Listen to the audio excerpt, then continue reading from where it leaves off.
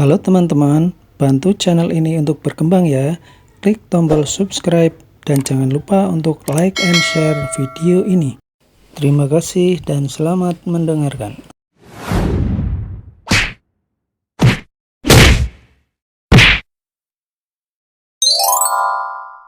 Bab 806, Balas Dendam. Awalnya Kasman tercengang, tapi pada akhirnya dia mengerti. Benar kataku, Tuan Muda Valentino tidak akan pernah membiarkan orang-orang seperti kita dianiaya. Cepat, cari beberapa orang. Kita pergi ke pusat kebugaran Staple Lawn. Kasman meletakkan ponselnya lalu berteriak dengan antusias. Dalam sekejap, sejumlah besar orang langsung bergerak. Ada William pejuang keluarga Wijaya, juga masih ada banyak bawahan Deska. Belakangan ini, beberapa orang ini mengembangkan kekuatan secara diam-diam. Walau mereka tidak mengatakannya, hati mereka juga merasa sedih. Setiap orang terlihat sangat bersemangat karena saat ini sudah ada kesempatan untuk melakukan sesuatu. Kekesalan yang selama ini ditahan akhirnya bisa dilepaskan juga. Kak Valentino! Teriak Danu sambil menggertakkan giginya. Jangan omong kosong lagi, ayo bersiap-siap. Aku akan membawamu pergi membalas dendam. Seusai mengatakannya, Valentino melangkah keluar dari ruangan kantor. Puluhan karyawan di pusat kebugaran memandang Valentino dengan kagum. Kak Leno, aku akan ikut bersama kalian. Teriak seorang pelatih kebugaran. Aku juga. Saat ini ada sekitar 7-8 pelatih juga ikut bergabung ke dalam kelompok mereka. Tidak sampai 10 menit, satu persatu mobil yang platnya ditutup tiba-tiba berhenti di depan pintu pusat kebugaran. Saat ini malam hampir tiba, langit terlihat sudah mulai gelap. Satu persatu lampu mobil yang menyala langsung menyinari wilayah dalam radius 100 meter sehingga tampak sangat terang seperti siang hari. 10 unit, 20 unit, 30 unit, 40 unit. 40 unit mobil dengan lampu depan menyala bergegas mengemudi ke pusat kebugaran. Dalam sekejap saja, kumpulan mobil yang berbaris itu langsung menutupi pintu pusat kebugaran Staple Lawn. Beberapa pebisnis dari toko sekitar menatap ke arah mereka dengan hati-hati. Terakhir kali saat adegan yang sama terjadi, pusat kebugaran Staple Lawn dihancurkan sampai berkeping-keping. Lalu kali ini, sepertinya jumlah orang yang datang lebih banyak dari sebelumnya. Apakah mereka datang untuk menghancurkan pusat kebugaran Staple Lawn lagi? Saat semua orang masih terlihat kaget, semua mobil itu berhenti perlahan. Bilg! Bilg! Pintu mobil terbuka, Kasman dan yang lainnya turun dari mobil lalu menunggu di samping mobil. 10 orang, 50 orang, 100 orang. Walaupun tidak sampai 200 orang, setidaknya jumlah mereka juga tidak kurang dari 150 orang. Kerumunan manusia berdiri bersama, membuat aura kuat yang mencekik meliputi tempat itu. Setelah Kasman dan yang lainnya turun dari mobil, mereka hanya berdiri di tempat dengan tatapan penuh harap tanpa berbicara sepatah kata pun. Para pebisnis yang berada di sekitar sana tercengang lagi. Orang yang datang kali ini sepertinya berbeda dengan yang waktu itu. Orang yang datang terakhir kali, rambutnya berwarna juga memakai tindik telinga, penampilannya sangat mirip dengan preman. Lalu orang yang datang kali ini walaupun tidak berbicara, mereka terlihat memiliki aura dunia persilatan yang nyata. Takutnya, mereka baru preman jalanan sesungguhnya. Lalu di saat ini, Valentino bersama dengan beberapa orang melangkah keluar dan berdiri di atas teras pusat kebugaran Staple Lawn. Kak Leno? Kasman berteriak. Kak Leno? Setelah itu, 100 lebih orang juga berteriak memanggil. Karismanya terlihat sangat kuat. Sika! Mereka semua adalah orang milik pusat kebugaran Staple Lawn. Tidak, mereka adalah orang-orang Kak Leno. Sepertinya bos Danu itu sudah menghabiskan banyak uang untuk merekrut orang sehebat ini. Tidak, Kak Leno ini bukan pertama kalinya datang ke pusat kebugaran Staple Lawn. Mungkin dia sebenarnya teman bos Danu. Astaga, untuk apa mendatangkan begini banyak orang? Apakah untuk membalas dendam? Para pebisnis di sekitar merasa sangat ketakutan. Pebisnis yang awalnya bersaing dengan pusat kebugaran Staple Lawn saat ini juga menjadi ketakutan. Hukum tidak menghukum sekumpulan orang yang melanggar. Kalau ada begitu banyak orang yang menghancurkan toko mereka, maka mereka sudah tidak punya tempat untuk mengadu lagi. Ada berapa orang? Valentino bertanya dengan kedua tangan di belakang punggungnya. Kasman langsung menjawab. Kak Leno, saat ini ada 160 orang di sini. Di belakang, masih ada lebih banyak orang yang sedang dalam perjalanan ke sini. Jangan membuang-buang waktu lagi. Ayo cepat naik.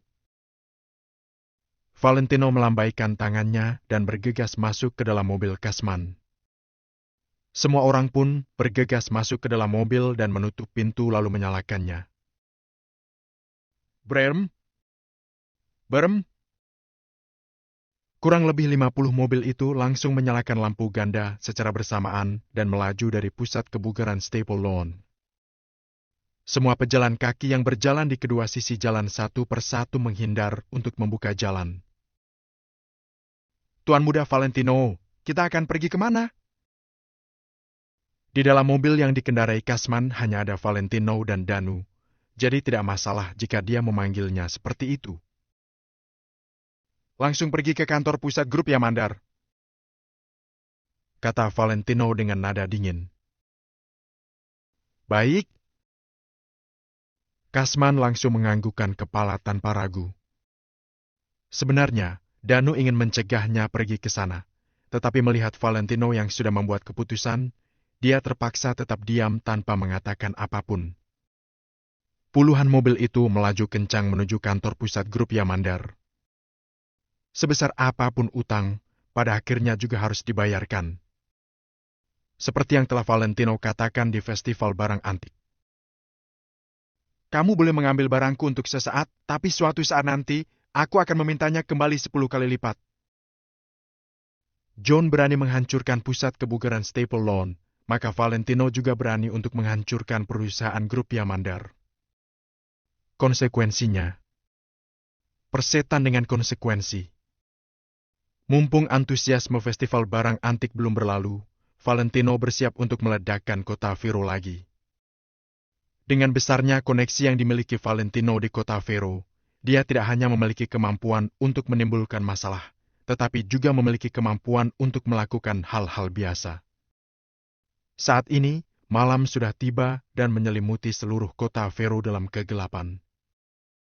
Di jalanan terlihat ada sekitar 50 mobil yang menyalakan lampu ganda sambil melesat dengan kecepatan sedang. Dalam waktu bersamaan, di seberang jalan yang luas ini terlihat konvoi lain yang perlahan mendekat. Sepintas, sepertinya ada sekitar 30 mobil yang melaju. Saat ini, kedua konvoi yang berjarak kurang dari 10 km akan segera bertemu dalam beberapa menit. Di mobil terdepan konvoi lainnya, John duduk di kursi penumpang dengan wajah penuh kebencian. Hahaha. Sudah kubilang kalau aku bisa membuat teman Leno masuk ke rumah sakit, juga bisa membawanya ke krematorium. Karena dia tidak percaya, maka aku akan membuatnya melihat semuanya. John tertawa terbahak-bahak dengan gembira. Malam ini, dia mengumpulkan ratusan orang hanya demi melampiaskan semua amarah yang dia rasakan di festival barang antik. Karena itulah, dia bersedia untuk turun tangan dan memimpin tim ini. Tuan Muda John, apa yang harus kami lakukan nanti? Tolong beritahu aku. Ujar si pemuda yang sedang mengendarai mobil. Hancurkan pusat kebugaran Staple Lawn dulu, lalu suruh Danu untuk berlutut di hadapanku baru panggil Leno. John pun berhenti sejenak sebelum melanjutkan kalimatnya. Setelah Leno datang, aku akan menyuruh mereka berdua untuk berlutut di hadapanku. Leno, Beraninya kamu menamparku? Hari ini, kita yang berjumlah lebih dari 100 orang masing-masing akan memberi mereka 2 kali tamparan. Semakin John memikirkannya, semakin girang hatinya. Dia merasa seperti telah melihat pemandangan Valentino yang sedang berlutut di hadapannya. Tidak masalah. Serahkan saja padaku. Pemuda itu menjawab dengan nada acuh. Lebih cepat sedikit, aku sudah tidak sabar. Desak John. Lebih dari 30 mobil itu tiba-tiba mempercepat laju kendaraan dan menuju ke pusat kebugaran Staple Lawn dengan kecepatan penuh. Saat ini, mereka telah memasuki bagian jalanan terpencil dengan beberapa tempat yang masih menunggu untuk dikembangkan. Orang yang tinggal di sini juga relatif sedikit. Sejauh yang bisa mereka lihat, di tempat ini hampir tidak ada bangunan apapun. Hei, sepertinya ada banyak mobil di sana. Pemuda yang mengemudikan mobil John tiba-tiba berkata dengan nada terkejut. Dilihat dari posisinya saat ini, jalan itu kurang dari 1000 meter dan setelah berbelok kanan, jalanan pun membentuk jalan lurus. Jadi, pemuda ini bisa melihat di jalan lurus ini juga ada konvoi panjang yang jumlahnya jauh lebih banyak dari jumlah mobil mereka.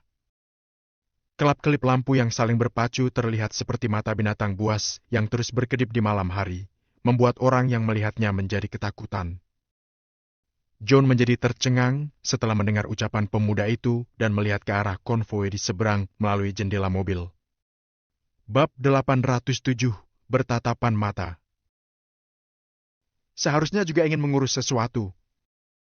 Tidak usah dipikirkan, kita langsung ke sana saja. Tujuan malam ini adalah Leno Wijaya, jangan membuat masalah lain. John melihat sekilas lalu berpaling dengan ekspresi datar. Supir muda itu mengangguk dan tidak mengatakan apa-apa lagi. Dia langsung menepikan mobil ke sebelah kiri untuk membuka jalan bagi konvoi di seberang. Saat ini, John pasti tidak menyangka bahwa orang yang mau dia cari sedang duduk di salah satu mobil di seberang. Bahkan Valentino juga tidak menyangka John akan menyerang pusat kebugaran Staple Lawn di saat ini. Kalau bukan karena keputusan yang dibuat Valentino ini, Danu pasti akan kewalahan saat John menyerang pusat kebugaran. Kalau sampai begitu, akibatnya tidak bisa dibayangkan. Pada saat ini, Valentino dan yang lainnya juga melihat konvoi pihak John. Tuan Muda Valentino, apa yang terjadi? Kamu merekrut orang lain lagi? Tanya Kasman dengan nada kaget. Dia pikir orang-orang ini adalah orang yang dipanggil Valentino dan sekarang bertemu dengan mereka di sini. Mereka bukan orang yang kupanggil. Jawab Valentino sambil mengernyit. Kalau begitu, kita lewat sebelah kanan, jangan sampai ada konflik dengan mereka. Ujar Danu. Pemikirannya sama seperti John, lebih mementingkan tujuan utamanya. Valentino tidak mengatakan apa-apa, dia hanya melihat ke arah konvoi di depan lewat kaca mobil depan. Tidak lama kemudian, kedua konvoi mulai mendekat, mereka sama-sama mengurangi kecepatan untuk saling melewati. 200 meter, 100 meter, 50 meter. Jarak di antara mereka semakin dekat. Dalam beberapa detik lagi, kedua konvoi ini akan saling berpapasan. Tepat di saat ini, Valentino seakan-akan mempunyai firasat. Dia tiba-tiba mendongak dan berseru. Nyalakan lampu jarak jauh dan arahkan ke mobil terdepan mereka. Kasman sama sekali tidak ragu-ragu, dia langsung membuka lampu jarak jauh dan memutar sedikit setirnya. Seketika, lampunya menyinari kaca mobil terdepan pihak John. Orang yang duduk di dalam mobil itu pun terlihat dengan jelas. Dalam sekejap, Valentino pun melihat John yang sedang duduk di kursi penumpang depan. Dia sedang marah-marah sambil menutupi matanya. Setelah bertatapan mata, dia baru sadar ternyata orang itu adalah orang yang dia cari. Heh, lucu sekali. Tabrak mereka. Saat ini, kedua mobil akan segera berpapasan. Kalau mau menghalangi mereka, cara yang paling bagus adalah langsung menabrak mereka. Kasman dari dulu sangat menuruti perintah Valentino. Meskipun di depan adalah jurang, kalau Valentino menyuruhnya menginjak pedal gas, dia juga tidak akan ragu sama sekali. Oleh karena itu, begitu mendengar kata-kata Valentino, Kasman langsung memutar setir mobilnya dan menginjak pedal gas sampai habis. Tuan Muda Valentino, pegangan! Bro. Terdengar suara mesin yang sangat keras. Kemudian, mobil mereka langsung menerjang ke arah mobil terdepan di seberang. Gila, apa-apaan ini? Supir John yang matanya masih silau karena lampu jarak jauh mobil Valentino pun melihat mobil di seberang tiba-tiba melaju kencang ke arahnya. Sialan! John juga mengumpat lalu langsung membuka pintu mobilnya dan turun dari mobil. Akan tetapi, sudah terlambat. Bro! Suara hantaman yang sangat keras langsung terdengar. Kasman melaju cepat dan langsung menabrak mobil John sekeras mungkin. Bro! Perang! Bagian depan mobil menabrak pintu samping mobil John sampai pintunya gepeng, sedangkan bagian depan mobil mereka juga penyok. Bam!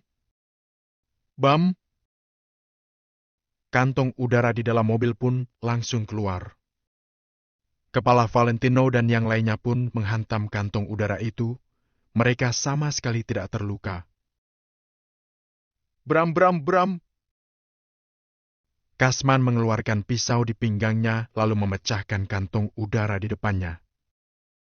Setelah itu, dia membuka lebar matanya dan kembali menginjak pedal gas. Mesin mobil terus berbunyi tanpa henti. Mobil itu lagi-lagi mengeluarkan tenaga yang sangat kuat untuk menerjang ke depan. Bro! Krak! Perang! Mobil John didorong sampai bergeser beberapa meter secara horizontal. Kalau bukan karena di sisi jalan ada pohon, mobilnya pasti sudah terbalik. Buka jendela atap, ujar Valentino. Saat ini, semangat Danu juga sudah berkobar. Dia juga merasa sangat tidak nyaman harus menahan emosinya selama beberapa bulan ini. Sekarang, masalahnya sudah sebesar ini. Semangat tempur yang disembunyikan di dalam tubuhnya tidak bisa ditahan lagi. Bro! Perang! Danu mengambil sebuah tongkat besi dan langsung memecahkan kaca atap mobil dengan 2-3 kali pukulan. Valentino mengambil radio komunikasi dan berdiri. Setengah tubuhnya langsung keluar dari jendela atap mobil. Tap! Tangannya menekan tombol di radio komunikasinya. Hari ini, aku, Leno Wijaya mengeluarkan 2 triliun hanya untuk menyerangmu, John Yamandar, secara terang-terangan. Semua mobil di belakangku, dengarkan. Tabrak mobil di depan kalian ini dengan kecepatan tertinggi kalian. Aku akan mengganti kerusakan yang dialami mobil kalian. Kalau kalian terluka, aku akan membawa kalian ke rumah sakit terbaik. Kalau sampai kalian mati, aku akan memberikan ganti rugi sebesar 200 miliar kepada keluarga kalian. Kata-kata Valentino sangat gila, arogan dan mendominasi. Akan tetapi, efeknya juga sangat besar. Kak Lano hebat! Kak Lano hebat! Mereka semua berteriak keras secara bersamaan. Semangat mereka saat ini sedang berkobar. Bram! Puluhan mobil di belakang langsung mengeluarkan suara raungan mesin mobil yang sangat keras secara bersamaan. Uang 2 triliun ada di depan mereka, bisa mendapatkannya atau tidak harus lihat kemampuan mereka masing-masing. Tidak peduli apakah Valentino hanya sedang menggerakkan hati mereka atau memotivasi mereka. Setidaknya mereka tahu sifat Valentino yang tak pernah ingkar janji. Di antara orang-orang ini, sebagian besar adalah anak buah Deska. Dulu ketika mereka bekerja mempertaruhkan nyawa di bawah pimpinan orang lain, pendapatan mereka selama setahun juga tidak banyak. Sekarang, Valentino langsung menjanjikan dana 2 triliun. Mereka mana mungkin tidak heboh.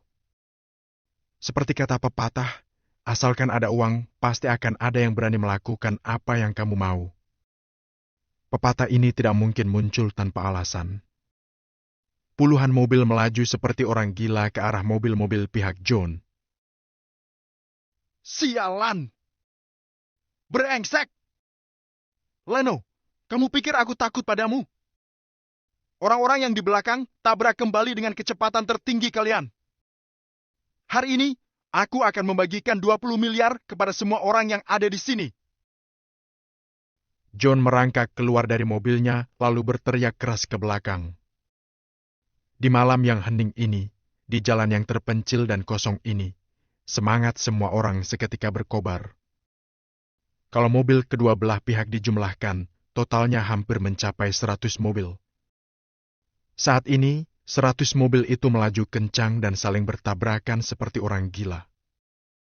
Dengan adanya kantung udara, ditambah mereka sudah bersiap-siap sebelum tabrakan, pada dasarnya tidak akan ada korban jiwa. Hal yang paling penting adalah saat ini, benak orang-orang ini sudah dipenuhi dengan uang. Mereka mana peduli lagi dengan bahaya. Saat ini, kalau dilihat dari langit, akan terlihat puluhan mobil menyalakan lampu jarak jauh dan menabrak mobil di seberangnya dengan sekuat tenaga. Bruk, Prang, Bam, Bram, Bram. Mobil-mobil itu saling bertubrukan satu persatu. Situasi di sini bagaikan kecelakaan mobil massal. 100 mobil mengalami tabrakan beruntun, seperti apa pemandangan di sana. Benar-benar membuat hati orang bergetar. 2 mobil pertama yang bertabrakan sebenarnya tidak apa-apa. Namun, mobil yang di belakang sudah datang dan akhirnya mereka saling berimpitan. Mobil-mobil yang berjumlah hampir 100 buah itu sudah sangat berantakan. Bumper mobil saling berdempetan, bagian-bagian mobil terlepas, pecahan kaca jendela bertebaran di jalanan. Tidak sampai 5 menit, mobil-mobil itu sudah berhenti. Bab 808, minta kembali 10 kali lipat. Namun, orang yang terluka sangat sedikit. Kak Valentino, kamu juga sudah tahu jarak antara kita tadi sudah sangat dekat, jadi efek dari tabrakannya juga tidak akan terlalu besar, kan? Danu tiba-tiba sadar lalu menoleh ke arah Valentino dan bertanya. Tujuanmu hanya untuk memaksa mereka berhenti agar mereka tidak bisa kabur, kan? Valentino tidak menjawabnya. Dia malah berteriak ke radio komunikasi. Semuanya turun dari mobil dan kepung mereka. Kalau ada yang berani melawan, hajar langsung. Danu melihat tampak samping Valentino dan merasa kagum padanya. Meskipun Valentino bersikap sangat kejam dan galak, bahkan memberikan kesan dia akan melakukan apapun demi tujuannya, sebenarnya di dalam hati Valentino tetap ada rasa prihatin. Inilah karakteristik asli Valentino. Di luar, dia tampak seperti mesin pembunuh tanpa perasaan, tapi di hatinya tetap ada kebaikan. Setelah satu perintah Valentino itu, semua orang pun turun dari mobil sambil membawa senjata pisau dan tongkat besi. Tepat pada saat ini, 100-an orang di sana langsung memakai sarung tangan putih di sebelah tangan mereka. Alasan memakai sarung tangan ini, yang pertama adalah ketika mereka bertarung secara berkelompok, mereka bisa mengenali orang pihak sendiri. Yang kedua, sarung tangan itu juga bisa mengurangi rasa sakit di telapak mereka ketika mereka memukul menggunakan tongkat. Hanya dari satu detail kecil seperti ini, sudah bisa dilihat bahwa orang-orang yang dibawa Kasman ini sangat berpengalaman dalam bertempur. Setiap faktor dan kemungkinan sudah dipertimbangkan oleh mereka. Saat ini, 100-an orang ini sudah memakai sarung tangan dan masing-masing memegang senjata mereka. Kemudian, mereka berjalan maju dengan aura membunuh yang sangat kuat. Dengan adanya sinar dari lampu mobil, sarung tangan putih mereka terlihat sangat menyilaukan. Orang-orang di pihak John pun langsung ketakutan. Awalnya, jumlah mereka jauh lebih sedikit daripada Valentino. Sekarang, aura mereka juga ditekan rata oleh bawahan Kasman. Mereka pun panik dan tidak begitu berani melawan. Bunuh mereka! Aku akan memberi kalian 20 miliar, 40 miliar. John berteriak ke arah bawahannya seperti orang gila. Akhirnya, tetap ada orang yang tidak bisa melawan godaan uang. Mereka langsung mengangkat benda yang ada di tangan mereka dan menerjang ke arah orang-orang pihak Kasman. Sialan! Bunuh mereka! Hajar sampai mati! Dalam sekejap, perkelahian berkelompok langsung dimulai. Terdengar suara-suara umpatan dari segala arah. Di sela-sela mobil yang saling bertubrukan itu, para pemuda berlari ke depan dengan sekuat tenaga. Mereka menginjak kepingan kaca mobil dan menimbulkan suara yang nyaring. Sialan! Mereka hanya sekumpulan sampah. Kasman mendecak lidah dan berteriak. Ingat bagaimana aku melatih kalian. Kalau kalian masih belum bisa mengalahkan orang-orang lemah seperti ini dalam 2 menit, kalian sudah boleh bunuh diri. Setelah selesai berteriak, Kasman langsung naik ke atas mobil untuk menonton. Preman-preman kecil yang dibawa oleh John sama sekali tidak dianggap oleh Kasman. Meskipun para bawahan Deska ini dulunya juga hanya preman kecil, tapi harus lihat dulu siapa pemimpinnya.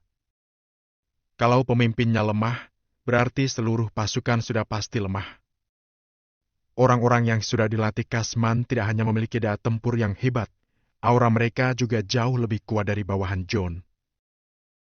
Valentino juga berdiri di dalam mobil dengan setengah tubuhnya keluar dari jendela atap mobil. Dia melihat ke depan tanpa mengatakan apapun. Bruk. Krak. Shoot. Pertengkaran pun dimulai di sekitar, mereka semua bertarung jarak dekat. Pertarungan seperti ini baru namanya pertarungan antar kekuatan. Saat ini, semua lelaki yang ada di sana mengaktifkan DNA bertarung mereka dan mulai bertarung gila-gilaan. Tongkat besi saling bertabrakan, jendela mobil dipecahkan terus-menerus, ada juga beberapa orang yang tumbang. Dari jauh, terlihat seratusan orang pihak Kasman terus mendorong ke depan, sedangkan bawahan John terus mundur. Setelah 1 menit, setidaknya sudah 30 orang bawahan John yang dihajar sampai tidak sadarkan diri. Bahkan ada banyak orang yang berbaring di tanah dan berpura-pura terluka. Sedangkan para bawahan Kasman juga malas memedulikan mereka. Lagi pula, mereka mau berbaring juga tidak apa-apa. Kalau ada yang berani berdiri, tinggal dihajar saja. Mereka hanya punya 3 pilihan, berbaring diam di tanah, jongkok, dan peluk kepala dengan kedua tangan atau dihajar sampai setengah mati. Tidak sampai 2 menit, bawahan John sudah dikendalikan. Mereka semua sudah berjongkok di lantai sambil memeluk kepala mereka. Valentino berbalik melihat pelatih yang sebelumnya dipukuli itu dan berkata, Cari orang-orang yang sebelumnya pergi ke pusat kebugaran Staple Lawn, lalu pukul sampai cacat. Orang lain boleh dilepaskan, tapi orang-orang yang melukai Danu sudah pasti tidak boleh diampuni. Baik, baik. Pelatih itu tidak berani banyak bicara. Dia segera maju dan mencari orang-orang itu. Pada saat ini, John sedang berpegangan pada sebuah pohon dan berteriak marah sambil melihat Valentino. Leno, apakah kamu tahu? Kamu ini sedang mencari masalah. Kamu seharusnya bersyukur karena kamu melawanku saat kekuatanku masih belum terbentuk. Kalau tidak, malam ini keluarga Yamandar pasti akan dimusnahkan sampai ke akar-akarnya. Valentino mencibir lalu melihat John dengan tatapan penuh makna. Hanya Danu dan yang lainnya yang tahu bahwa kata-kata Valentino ini tidak hanya untuk menakuti John. Kalau di kota Neo yang dulu, jangankan grup Yamandar, bahkan keluarga kuat dan tua seperti keluarga Williantus saja bisa dihancurkan Valentino dengan mudah. Hanya saja, keadaan sekarang ini tidak memungkinkan bagi Valentino untuk berbuat seperti itu. Kalau sampai John mati, masalahnya akan jadi besar. Kamu sebenarnya mau apa? teriak John sambil melotot. Jangan takut, sekarang aku masih belum bisa membunuhmu. Jadi, hari ini aku hanya datang untuk menagih utang. Seret dia naik ke mobil, kita semua akan pergi ke kantor pusat grup ya, Mandar. Begitu selesai berbicara, Valentino langsung naik ke sebuah mobil yang masih bisa berfungsi. Beberapa orang langsung menarik John. Mereka tidak memedulikan pemberontakan John dan langsung memasukkannya ke dalam mobil. Kemudian, mereka semua mencari mobil yang masih berfungsi dan melaju menuju kantor pusat grup Yamandar. Kalian sebenarnya mau melakukan apa?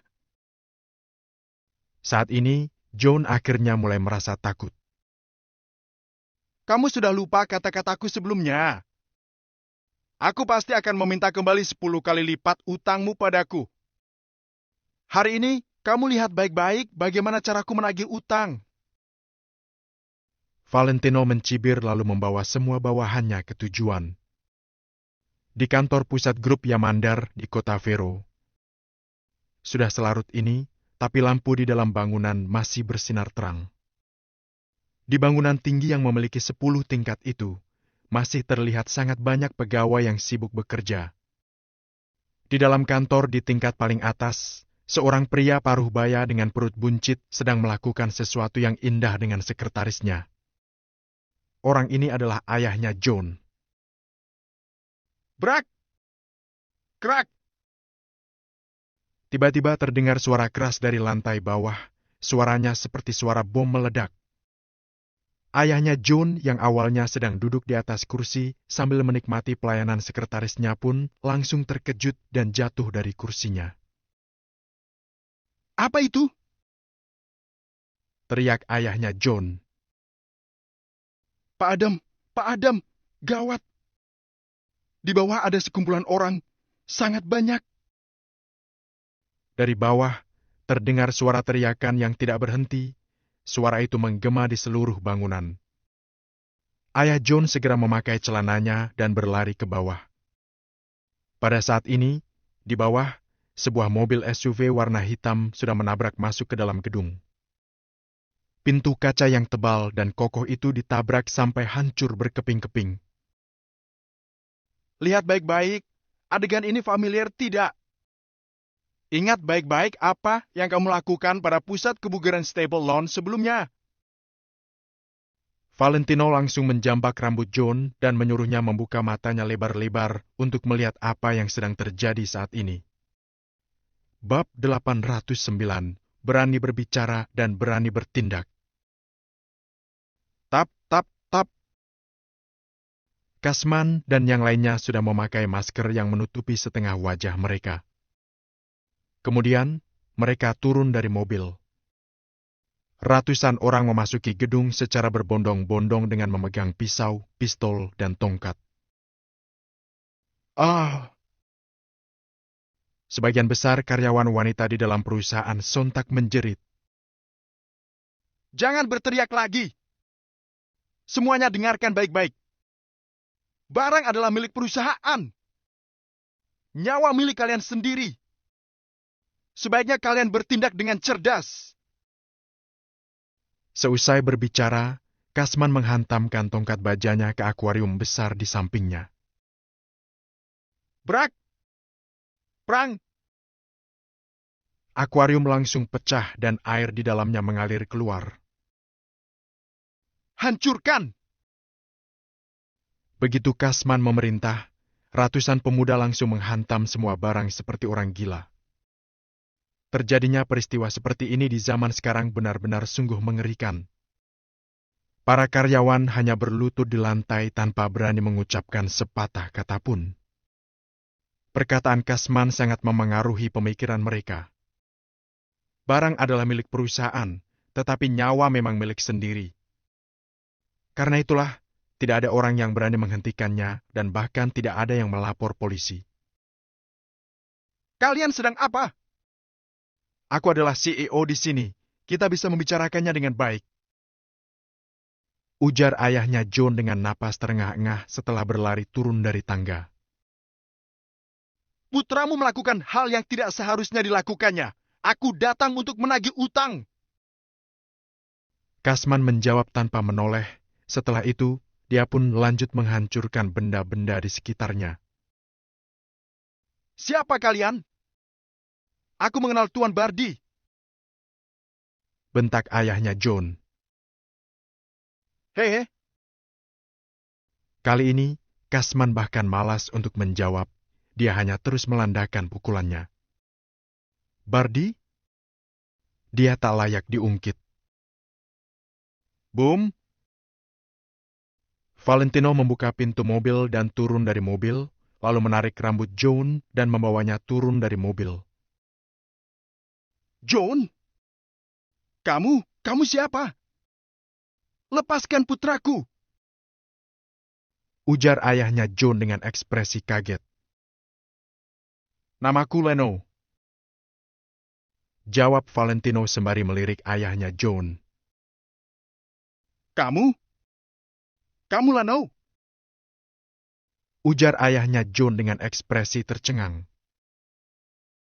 Putramu menghancurkan pusat kebugaran Staple Lawn. Jadi aku akan membalasnya dengan menghancurkan 10 lantai gedung kalian. Kalau kamu tidak senang, kita bisa terus saling menghancurkan. Valentino tertawa sinis. Dia menarik kepala John agar John bisa menonton secara langsung. Brak! Bruk! Terus terdengar suara keras dari ruang tengah, entah sudah ada berapa banyak benda yang dihancurkan. Lampu gantung dihancurkan semuanya, bahkan kabelnya juga putus. Lampu darurat kebakaran juga ikut menyala. Lantai 1 sampai 10, hancurkan semuanya. Begitu Kasman memberikan perintah, seratusan orang segera menjawab kemudian berbondong-bondong naik ke lantai atas. Mereka tidak naik lift, melainkan langsung naik tangga. Mereka berpencar di setiap lantai dan mulai menghancurkan semua benda. Astaga! Bentak ayahnya John. Aku tidak peduli siapa kamu. Cepat hentikan. Kalau tidak, aku akan membuatmu tidak bisa tinggal di kota Vero lagi. Kalau aku tidak bisa tinggal di kota Vero lagi, sebelum pergi, aku akan mengantarkan kalian ke alam akhirat. Ujar Valentino sembari tersenyum sinis. Coba saja kalau tidak percaya. Seusai berbicara, Valentino mencampakkan John, kemudian masuk ke mobil dan pergi. Danu dan Kasman juga mengikuti Valentino pergi dari lokasi. Tugas mereka sudah selesai, sangat bodoh kalau masih berlama-lama di sini. Setelah Valentino pergi, para pemuda juga ikut bubar. John dan ayahnya tentu saja akan membalas dendam kepada Valentino. Mereka tidak mungkin membalasnya kepada para anak buahnya ini. Di pusat Rice Real Estate, Valentino, Kasman, Danu, dan Reis duduk bersama dengan santai sembari minum teh. Mereka terlihat begitu santai, sama sekali tidak seperti sehabis menghancurkan gedung orang. Reis meminum seteguk teh. Setelah berpikir sejenak, dia bertanya dengan ekspresi tidak percaya. Kalian benar-benar menghancurkan kantor pusat grup Yamandar? Iya, itu cuma hal sepele. Balas Kasman sembari menggelengkan kepala tanpa menunjukkan rasa takut sama sekali. Baiklah. Setelah Reis mendengarnya, dia melihat ke arah Valentino, kemudian mengangguk tanpa mengatakan apapun. Peristiwa ini benar-benar sangat menakutkan. Menghancurkan 10 lantai gedung perusahaan orang. Apakah peristiwa seperti ini realistis? Jangankan Valentino, bahkan Erica Lowell juga tidak punya keberanian seperti ini. Sedangkan Valentino tidak hanya melakukannya, tetapi dia bahkan secara terang-terangan memberitahukan semua orang bahwa dialah yang melakukan hal ini. Reis merasa tindakan Valentino sangat gila. Namun, Reis tahu bahwa Valentino bukan termasuk orang yang sifatnya gegabah dan tidak memikirkan konsekuensi. Dia melakukan ini, pasti sudah punya rencananya sendiri. Hanya saja, setidaknya di kota Vero, grup Yamandar termasuk perusahaan lokal yang sudah berdiri sangat lama. Setelah ragu beberapa saat, Rhys akhirnya mengutarakan kekhawatirannya. Sekarang kita menyinggung mereka. Mereka pasti memikirkan segala cara untuk menghadapi kita. Rhys ingin tahu apakah Valentino sudah membuat rencana yang baik untuk masalah ini. Dia pasti akan menyerang kita dan sasaran pertamanya pasti adalah Rise Real Estate. Ujar Valentino sembari mengangguk. Kalau begitu, apakah Tuan Valentino punya rencana? Tanya Rhys dengan segera. Melihat Rhys penuh ekspektasi, Valentino hanya menggelengkan kepala, menunjukkan bahwa dia tidak punya rencana. Tunggu saja. Sebelum musuh bertindak, aku tidak akan bertindak. Lihat dulu apa yang akan mereka lakukan. Berdasarkan kemampuan kita sekarang ini, kita tidak perlu takut untuk bertarung sampai titik darah penghabisan dengan keluarga Yamandar. Kalau masih tidak bisa, aku akan memanfaatkan identitasku di asosiasi barang antik. Ujar Valentino dengan cuek. Berdasarkan pandangannya saat ini, di dalam matanya hanya ada kekuasaan seperti keluarga Lowell. Grup Yamandar sama sekali tidak pantas menjadi musuh Valentino. Kalau tidak bisa, terpaksa menggunakan cara ekstrem. Kalau mereka tidak terima, kita pukul sampai mereka tunduk.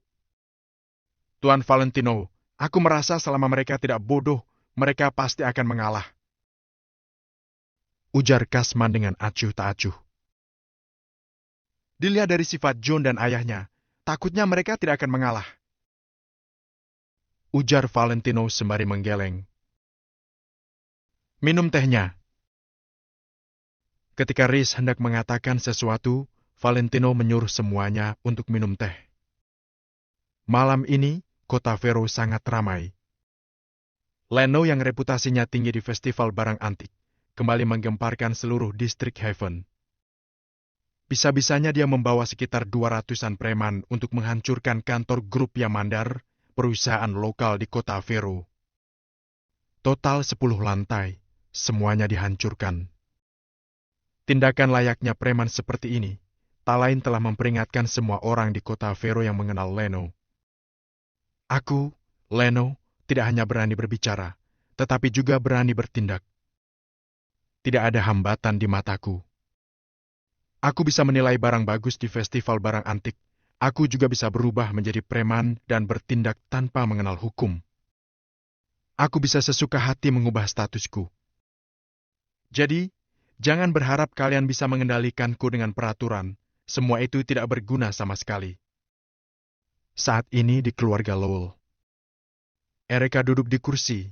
Dia memegang segelas teh susu sembari berkata dengan ekspresi cemberut. Ayah, apakah Leno bodoh? Kenapa dia begitu gegabah? Dulu aku malah merasa sifatnya sangat tenang. Bab 810, kemampuan menyelesaikan masalah. Henry mengangguk sembari berkata, Aku malah merasa anak muda ini tidak gampang. Dia sangat memahami peraturan bertindak begitu ada kesempatan dan tahu untuk memberikan peringatan kepada orang di sekitarnya pada waktu yang paling tepat. Dia lumayan hebat. Pantas dia bisa diterima sebagai anggota kehormatan seumur hidup oleh asosiasi barang antik, benar-benar tidak gampang. Meskipun belum pernah bertemu dengan Valentino, Erika juga sangat mengaguminya. Erika meletakkan pipet, kemudian bertanya dengan ekspresi kaget. Ayah, penilaianmu terhadapnya begitu tinggi. Aku mengatakan yang sebenarnya, dia sangat menonjol di festival barang antik. Kehebohan itu belum berlalu, jadi sekarang dia menciptakan peristiwa besar lagi dan kembali menonjolkan diri. Setelah 2 peristiwa yang terjadi berturut-turut ini, nama Leno pasti terkenal di seluruh kota Vero. Serta yang terpenting adalah tindakannya saat ini tidak hanya memberitahukan kepada semua orang bahwa dia punya kemampuan, tetapi juga menunjukkan bahwa dia punya keberanian untuk tidak memikirkan konsekuensi. Ketika semua orang mengira bahwa Valentino tidak akan melakukan tindakan yang tidak sesuai dengan identitasnya karena mempertimbangkan identitasnya, Leno malah membuat semua orang mengurungkan pikiran mereka. Henry membicarakan banyak hal. Semakin mengatakannya, dia semakin penasaran terhadap Valentino. Sebenarnya Leno punya pengalaman seperti apa sehingga di usianya seperti ini, dia bisa memiliki pemikiran yang begitu dewasa. Aku merasa tindakannya itu tidak berbeda dengan preman. Erika kembali menundukkan kepala, lalu minum teh susu. Justru karena dia sengaja menciptakan citra diri seperti itu, sehingga aku merasa dia tidak gampang. Seharusnya kamu tahu, ketika aku menghadapi kekuatan lainnya, aku ingin rasanya membunuh mereka, tapi kami tetap saling tersenyum. Kami tahu bahwa, meskipun benci, selama tidak bermusuhan, maka tidak akan terjadi peristiwa besar. Tapi bagaimana dengan Leno? Dia menunjukkan sikap seperti itu, lantas apa yang akan dipikirkan orang lain? Kamu menyinggungku, maka aku pasti akan membalasnya. Baginya, tidak ada istilah harga diri. Kamu berutang padaku, maka aku akan menagihnya 10 kali lipat. Leno menunjukkan citra diri seperti itu, lantas ketika orang lain ingin menghadapinya dengan taktik tertentu, mereka pasti akan mempertimbangkannya dengan baik. Sangat jarang Henry berbicara begitu banyak dengan Erika. Hari ini dia merasakan banyak hal. Setelah mendengar perkataan Henry, Erika tercengang sejenak, kemudian mengangguk. Setelah kejadian ini, orang yang ingin menghadapi Leno pasti akan berpikir dulu, kalau Leno ingin membalas dendam, apakah mereka sanggup menghadapinya? Dia tetap memberiku perasaan seperti preman, ujar Erika dengan tak berdaya. Benar. Tapi preman seperti inilah yang biasanya tidak berani disinggung oleh orang lain. Sementara itu, meskipun bersikap seperti preman, Leno tetap memiliki prinsipnya sendiri. Prinsip selama musuh tidak menyinggung, aku juga tidak akan menyinggungnya. Sebelumnya kamu bilang seni bela dirinya lumayan hebat. Aku tidak memiliki putra, hanya punya kamu seorang putri. Keluarga Lowell mengagungkan keberanian dan seni bela diri. Kalau aku ingin menduduki posisi kepala keluarga Lowell, aku memang kekurangan seseorang master yang bisa menyelesaikan masalah. Intinya Leno tidak gampang, aku harus mencari cara untuk berteman dengannya. Henry timbul keinginan untuk mendapatkan orang yang berbakat ini. Erika berpikir sejenak, kemudian berkata, "Jadi, apakah sekarang kita perlu membantu Leno?" Tindakan Leno memang sangat dominan, tapi tindakan dominan tanpa kemampuan pasti akan mendatangkan pembalasan dendam. Kurasa sekarang John dan ayahnya pasti sedang memikirkan segala cara untuk membunuh Leno. Berbicara sampai sini, Erika tiba-tiba merasa khawatir. Seandainya Leno benar-benar diserang oleh John, Erika merasa semakin tidak tenang setelah memikirkannya. Erika terdiam sejenak, kemudian bergumam dalam hati, apakah aku akan memedulikan keamanannya? Sungguh konyol. Tidak masalah, kita tidak perlu ikut campur. Perkataanmu benar, seseorang tidak boleh hanya memiliki kemampuan untuk menciptakan masalah. Orang yang hebat harus memiliki kemampuan untuk menciptakan masalah dan menyelesaikan masalah. Kalau Leno tidak bisa bertahan dari konsekuensi akibat perselisihannya dengan grup Yamandar, maka membuktikan bahwa aku salah menilainya. Henry merenung sejenak, kemudian berkata dengan serius, "Kalau dia bisa bertahan, keluarga kita bisa berteman dengannya, kamu boleh mencari waktu untuk membawanya ke rumah." Erika tertegun. Dia menatap Henry sembari bertanya, "Ayah, kita benar-benar tidak peduli terhadap hal ini." "Lihat kondisi. Kalau memang tidak bisa, aku akan bertindak," jawab Henry. Setelah mendengar perkataan Henry, Erika mengangguk dengan lega. Pada saat bersamaan, sesuai dugaan Valentino, John dan ayahnya sudah mulai beraksi. Sasaran pertama mereka adalah Rice Real Estate. Mereka bisa melihatnya bahwa Valentino memiliki hubungan yang erat dengan Rice Real Estate. Kemungkinan besar Valentino adalah bos di balik Rice Real Estate. Tidak peduli Valentino merupakan bos di balik Rice Real Estate atau bukan, mereka tetap tidak akan melepaskan Rice Real Estate. Mereka tidak akan melepaskan sedikit pun kemungkinan, meskipun sasaran mereka salah. Kantor pusat mereka dihancurkan, Hal ini membuat mereka merasa malu dan amarah di dalam hati mereka kini telah membara. Kalau tidak melakukan sesuatu, kedepannya siapapun akan berani bertindak seperti itu kepada mereka. Jadi, mereka memutuskan untuk menyerang Rice Real Estate terlebih dahulu untuk memberikan peringatan. Sebuah perusahaan luar kota bahkan berani menginjak di atas keluarga Yamandar. Dia pikir aku sia-sia berbaur di kota Vero selama ini? Kali ini aku harus memberikan peringatan kepadanya. Ayahnya John berteriak dengan marah, kemudian mencampakkan sebuah vas bunga antik.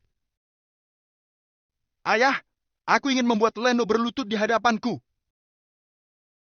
Ujar John sembari menggertakkan giginya. Adam menoleh ke arah sekretaris, kemudian bertanya, "Seperti apa prosesnya sekarang?" "Pak, kita punya orang di setiap geng, sekarang mereka sudah mulai menyerang Rice Real Estate. Aku sudah mengaturnya semua. Dalam waktu 1 jam, Rice Real Estate akan mengalami pukulan besar." Pada saat itu, Riz, pemilik Rice Real Estate, pasti akan membawa Leno untuk berlutut di hadapanmu. Ucap sekretaris dengan percaya diri sembari tersenyum. Bagus. Bagus. Aku akan menunggunya berlutut dan memohon ampun di hadapanku. Adam tersenyum sinis, kemudian duduk di kursi putarnya. Terhadap masalah menjatuhkan Rice Real Estate, Adam sama sekali tidak peduli dan tidak panik. Rice Real Estate baru berdiri tidak lama di kota Vero. Bahkan belum sampai setengah tahun, paling hanya beberapa bulan saja. Sementara itu, Grup Yamandar adalah perusahaan lokal yang sudah lama berdiri, tentu saja memiliki keunggulan. Baik bertanding jaringan, latar belakang atau kekayaan, Rice Real Estate bukanlah lawan dari Grup Yamandar. Selain itu, kali ini Adam tidak ingin memberikan sedikit pun kesempatan kepada Rice Real Estate. Bab 811. Kalau ibu tidak menyayanginya, biar aku saja. Orang-orang mafia sedang pergi membereskan komplotan Rice Real Estate. Di dalam dunia bisnis, tentu saja ada rekan-rekan grup Yamandar yang bekerja sama untuk menyerang Rice Real Estate. Selain itu, Adam akan memanfaatkan koneksinya dan meminta berbagai departemen